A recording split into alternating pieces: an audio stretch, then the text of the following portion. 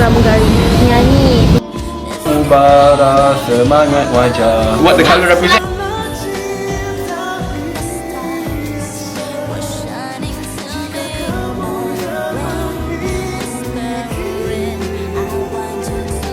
Bella dengar lagu macam Standing in the Eyes of the World. So rupanya sama.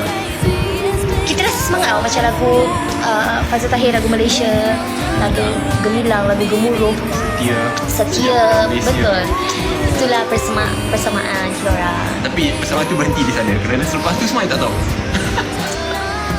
Lagu-lagu lain dia tak tahu.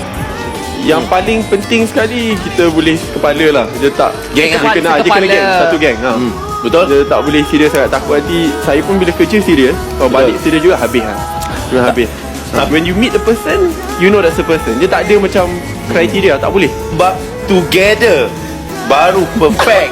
Complete each other, bukan compete each other. Yang paling penting, the heart knows what it wants. Bella prefer lelaki yang lebih tinggi. Baik, saya tak rokok, tak vape, tak shisha, tak club of course, tak minum, tak ada juga dalam barang-barang terlarang, tak apa. Dan paling penting, dia bukan dalam industri seni. Dalam industri politik, baik. Macam itu. Dia tahu dia siapa.